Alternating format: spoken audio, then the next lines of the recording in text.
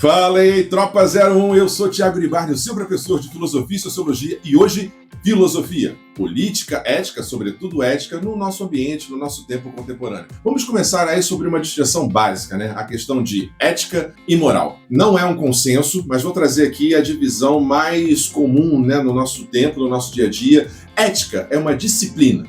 Ética é a disciplina que estuda os padrões e as condutas morais dos vários tempos, contextos históricos das sociedades. Ética vem do grego ethos, que significa casa, prática ou morada. Então, assim, se você pensar em termos de grandeza, a ética está acima ou de modo superior à moral. Ética, sobretudo, entendida como a disciplina que estuda os códigos morais vigentes nas diversas sociedades. Beleza? Então, ética é aquilo que está acima. Ética diz respeito ao universal. Moral diz respeito, portanto, ao particular. Então, moral, a gente fala assim na filosofia, moral kantiana, né? Age de tal forma que a sua ação possa ser tomada como lei universal. Essa é a moral kantiana. Se todo mundo pode mentir, então mentir seria uma atitude moral. Mas antes da gente seguir, vamos aqui algumas recomendações de bibliografia, de leitura para você, que eu sei que gosta de dar uma lida, dar uma pesquisada para além do nosso contexto, das nossas apostilas e tudo mais. Então vamos começar aqui com algumas obras. Tem aqui, ó, de trás para frente, Nietzsche. Nietzsche, Para Além do Bem e do Mal, ou Genealogia da Moral. Ele vai falar de transvalorizar os valores morais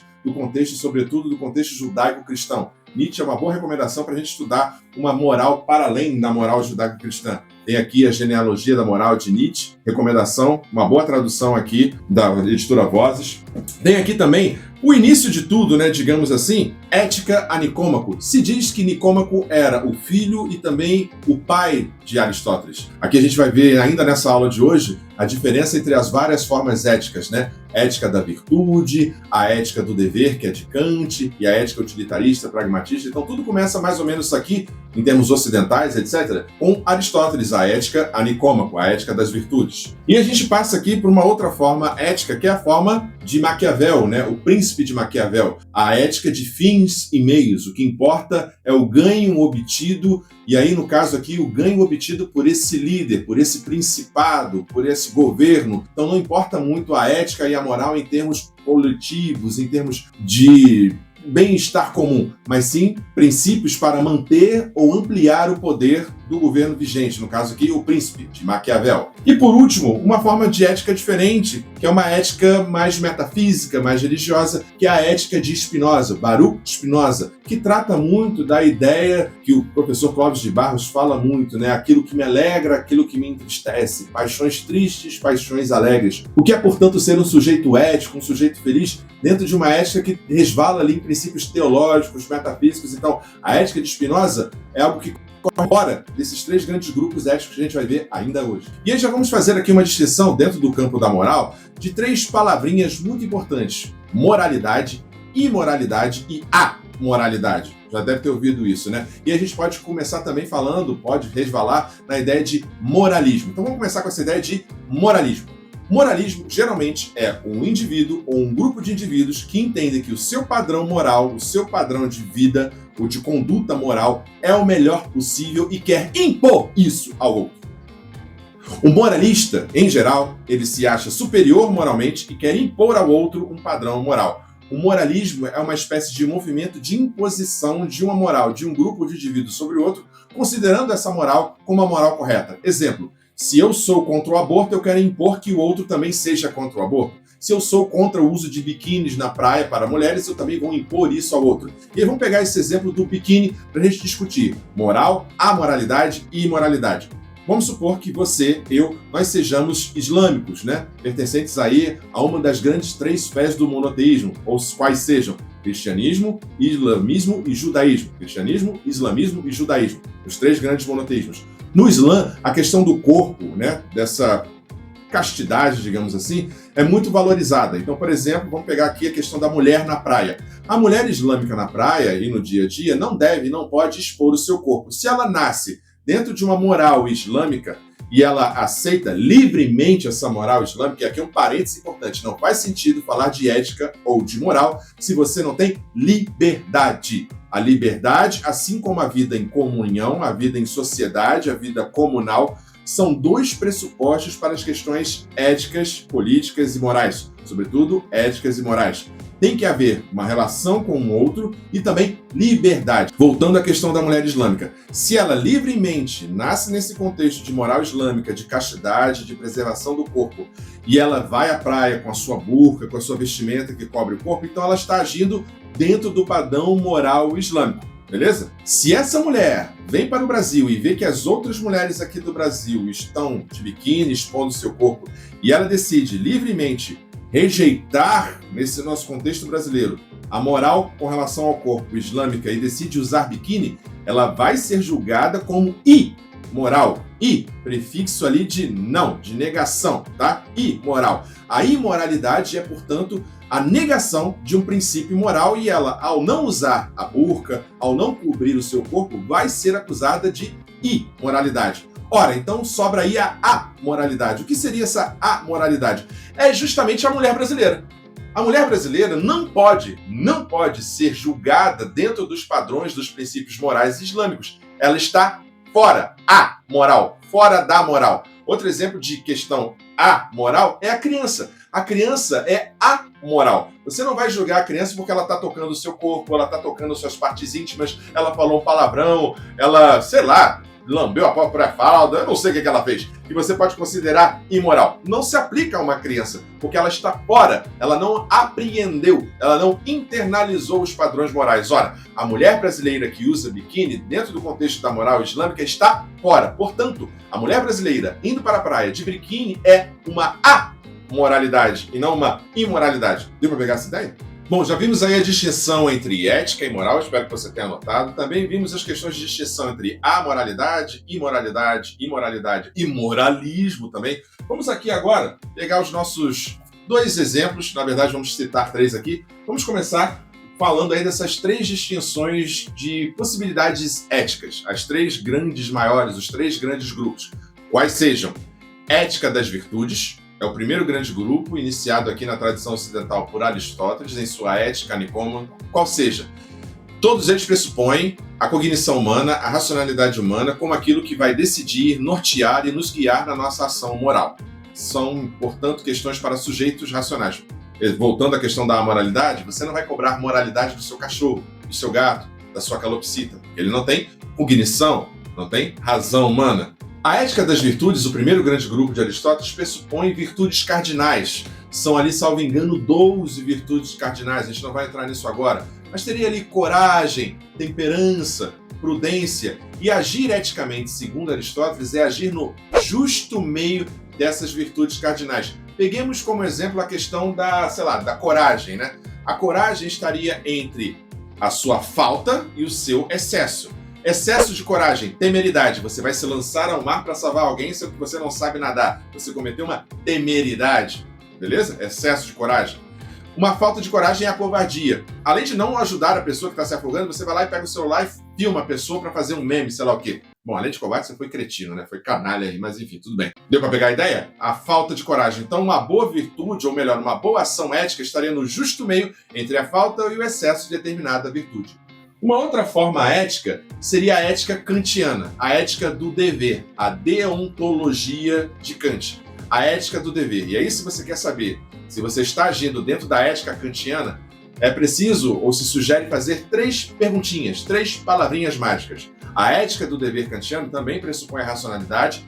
Devo porque devo, por uma lei moral dentro de mim. Kant vai dizer, não há nada mais lindo como o céu estrelado do que a lei moral que habita em mim. O imperativo categórico, o imperativo hipotético de Kant, a ética dos costumes de Kant. Então, uma lei moral que vive em mim para além das religiões. Veja que, tanto em Aristóteles quanto em Kant, não estamos falando de religião, de ética ou de moral em termos religiosos, beleza? Isso está fora. Religião está fora. Dentro do contexto de Kant, a ética do dever, se você quer saber se está agindo assim, você poderia e deveria se perguntar 3 coisas. Quero, posso, devo. Exemplo, eu recebi o troco a mais da tia da cantina. Vamos pegar esse exemplo. Você recebeu o troco a mais. Você quer ficar com o troco a mais? Quer? Quer. Você pode? Porque ela não percebeu. Então você pode, não é isso? Você quer ficar, você pode ficar. Você deve ficar com o troco a mais? Geralmente, a ação ética é a única que passa pelo filtro do dever. Quero, posso, devo. Quero ficar com um troco a mais? Posso ficar com um troco a mais? Devo. geralmente a ação ética em Kant, a ética do dever de Kant, é a única coisa que passa, né, pela questão do devo. Se você deve devolver o dinheiro, então tá certo. Se você deve dizer a verdade, então tá certo. Se você deve ser ético, então é a coisa certa. Então, assim, o Kant trabalha muito com essa ideia de autorregulação, ser súdito e senhor da sua própria lei moral. Eu, quando fui servir ao exército lá no batalhão de triagem, no Rio de Janeiro, tinha lá uma frase que lembra um pouco o imperativo categórico de Kant. O verdadeiro caráter de um homem se mede pelo que ele faria se soubesse que nunca seria descoberto. O verdadeiro caráter de um sujeito, para além de gênero, se mede pelo que ele faria se soubesse que jamais seria descoberto. Se o que você faz no seu íntimo, no seu interior, sem ninguém ver, está dentro dessa ética do dever, então você está agindo muito próximo do imperativo categórico de Kant, a ética do dever. Vamos aí para o terceiro grupo. Bom, nesse terceiro grupo nós temos aqui Maquiavel, sobretudo Maquiavel, pragmatismo, utilitarismo. Nós temos a ética das virtudes, como a gente viu em Aristóteles, temos a ética do dever em Kant, e temos aí Jeremy Bentham, Stuart Mill e etc. E também um pouco Maquiavel, com a ideia de fins e meios, né? O verdadeiro ou o valor ético de uma ação teria a ver com a consequência daquilo, né? Ou seja, se o que eu estou fazendo vai trazer o maior benefício possível para determinado grupo, então eu tenho uma ação ética. O pragmatismo e o utilitarismo têm a ver com finalidade, tem a ver com um fim. Então, por exemplo, é ético país, vamos supor, sei lá, Estados Unidos. É ético para mim, pensando nos meus militares, nos meus cidadãos, é ético eu usar bombardeios por drones, por exemplo. Porque eu não vou colocar soldados no campo de batalha, não vou colocar o meu cidadão em risco, então faço bombardeios com drone. Eu trago o maior benefício possível para o meu grupo. Essas éticas utilitaristas, pragmatistas, né, a ética de fins e meios, tem um pouco a ver com o epicurismo, a ideia de felicidade e a ideia de prazer como evitação da dor. Então a ação moral, a ação ética, sobretudo ética, dentro desse valor, desse princípio, tem a ver, sobretudo, com a relação de meios e fins. Então, se no final eu trago o maior benefício para mim ou para o meu grupo, então essa ação ela tende a ser considerada de maior valor ético. Então, portanto, nós temos aí 3 grandes grupos, recapitulando. Ética das virtudes em Aristóteles, virtudes cardinais, como coragem, temperança e etc. Depois nós temos Kant, com a ética do dever. E aí nós temos Stuart Mill e Jeremy Bentham com a ética utilitarista, a ética de meios e fins. Esses são os grandes grupos éticos. Tá, mas e aí, Iribarne, como é que isso se junta com a política? Ora, polis, política, cidade. Não há vida social, não há como se falar em moral, ética, seja lá o que for, se não há relação com o outro. É claro que você pode ser ético consigo mesmo, respeitar o seu corpo, respeitar a si mesmo, evitar vícios, favorecer hábitos virtuosos e tudo mais. Mas a ética é, sobretudo, uma relação com o outro. É uma relação de alteridade, é uma relação de empatia. E pressupõe um princípio politikos, no sentido mais amplo quanto possível.